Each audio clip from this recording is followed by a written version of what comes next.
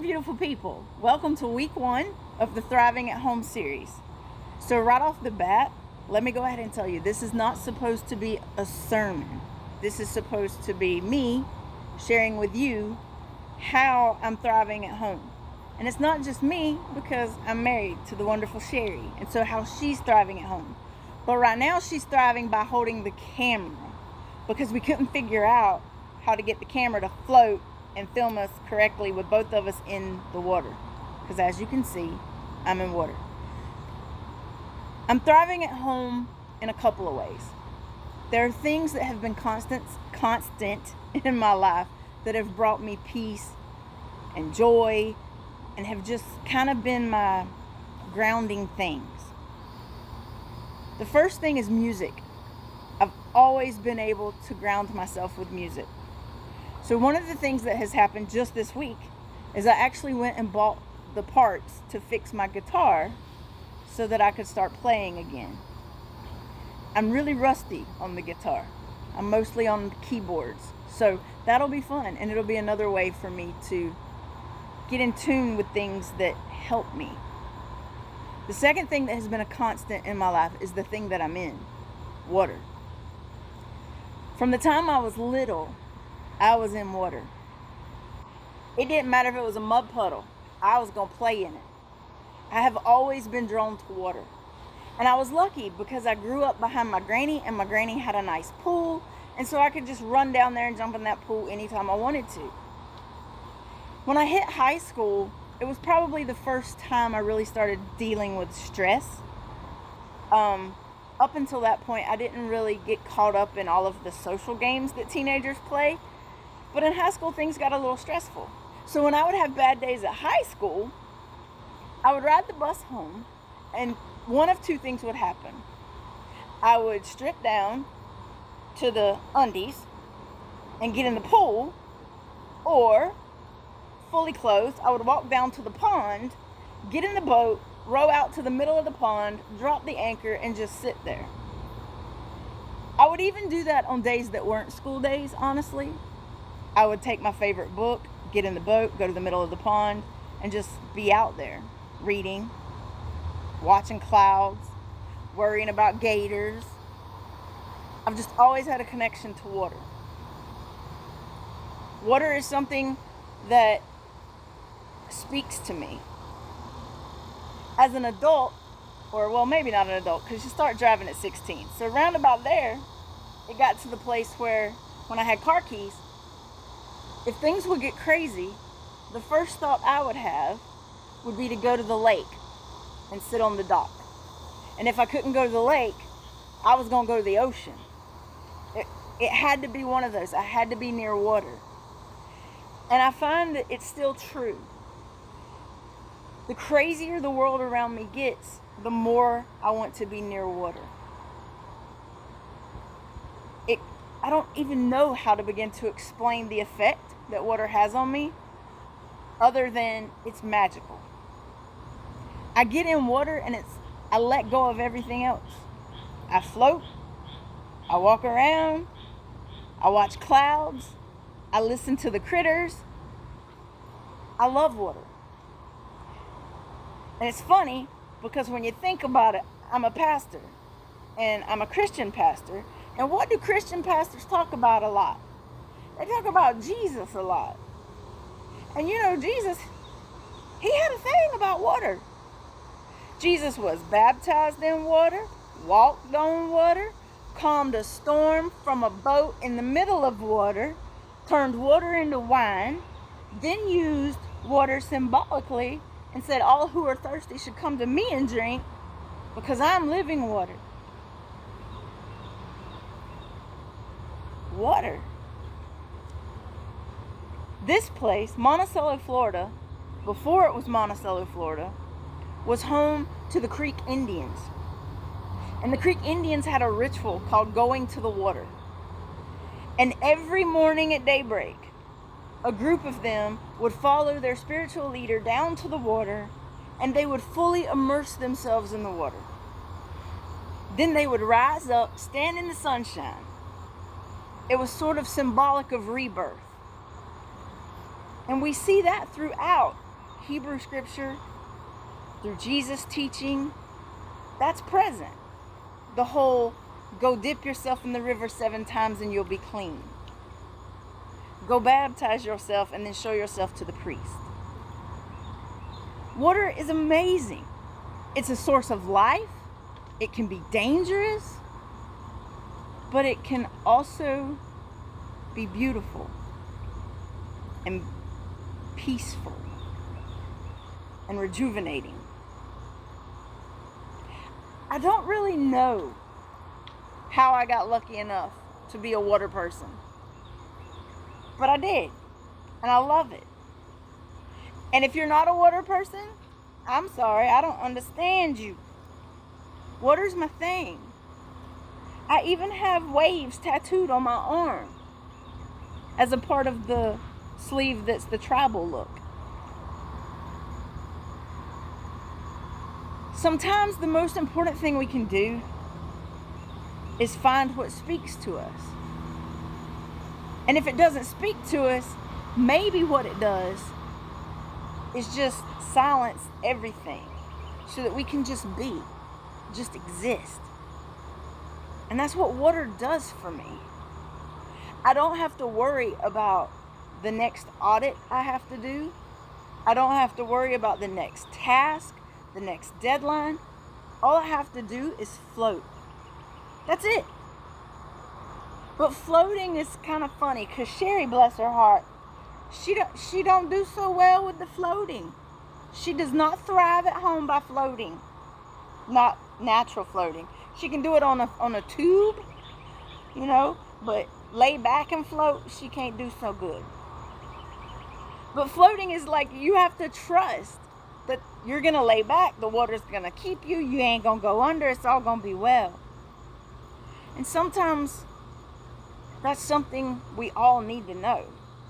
Like we all want that feeling of knowing that we're going to be wrapped in the arms of something good, something peaceful, something sacred that's going to hold us and get us through. Water. Now, Sherry didn't grow up with a pool like me. And water is so important to me that I took Sherry through baby steps. We started with a little bitty 10-foot, one of them little blue pools. And it sat in a corner of the yard. Didn't take up any room hardly. And we would get in that little 10-foot pool and Sherry would talk about, oh, this is actually kind of nice. Yes, Sherry, it is. And then COVID happened and there started to be conversations about how do we keep sane? Because remember, we got roommates and COVID at the same time. How do we stay sane? What do we do? And I was like, water. We do water. We get a pool. And we went back and forth. And finally, Sherry's like, yeah, we get a pool.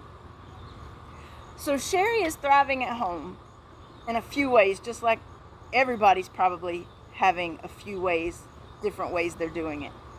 Sherry loves to read. Sherry will get lost in a book. And she will annoy me because she will pick up a book she done read 5 times and decide that's the book she has to have to get through COVID. And instead of being a compassionate partner, I fuss about it. But so Sherry will read.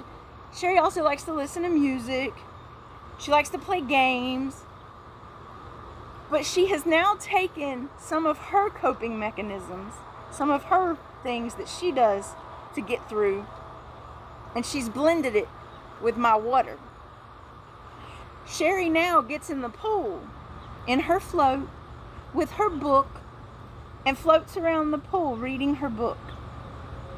And she'll probably get mad at me for doing this, but I'm going to do it anyway. Sherry, is having the water helping you? You're supposed to speak. They can't see you nod your head. Yes. Okay, thank you. It's like pulling teeth sometimes, y'all. The going to the water ritual that the Creek Indians practiced, it's the same thing that we're doing now. We just don't really call our coping mechanisms or the things we do to bring ourselves calmness and peacefulness, we don't necessarily call them rituals. We just think, this is just my stuff. This is just my water. This is just what I do. I just get out here and float and everything's fine. But the Creek Indians, the way they went about it, made them remember. It made them mindful of how sacred water was, which made them more grateful.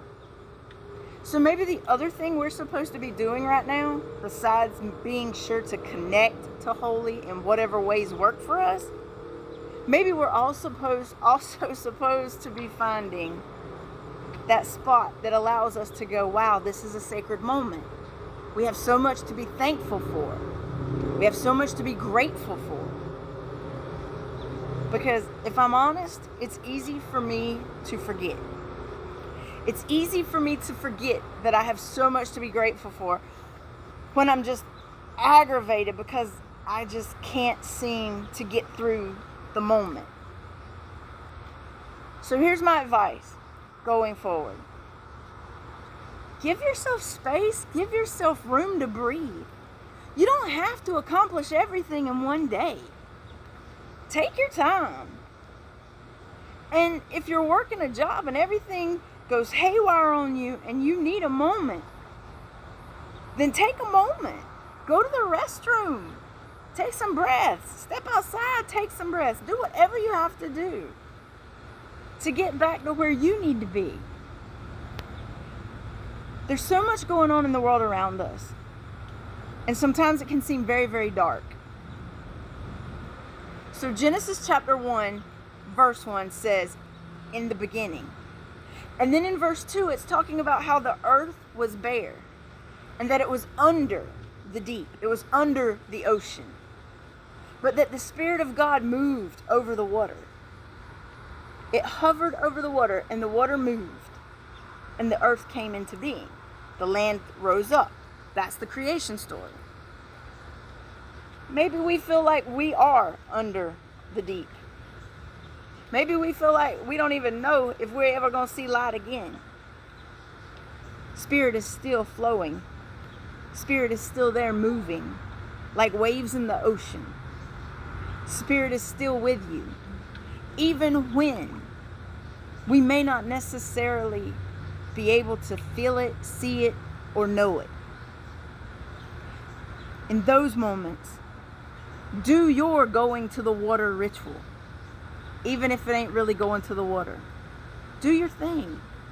If your thing is singing in the shower, go do that. If your thing is just sitting there and saying over and over, holy, I need you, holy, I need you, holy, I need you, then do that. All of it is holy. All of it is sacred. And all of it matters. So whatever your thing is, do it. And know that holy is with you every step of the way. I don't know if I covered everything I was supposed to cover, but I think I shared a little bit about how things are going here. And I hope you maybe liked it a wee bit. Next week, you'll have Virginia and Rose. The week after that is Victoria. And then the Thrive Governing Board will wrap things up.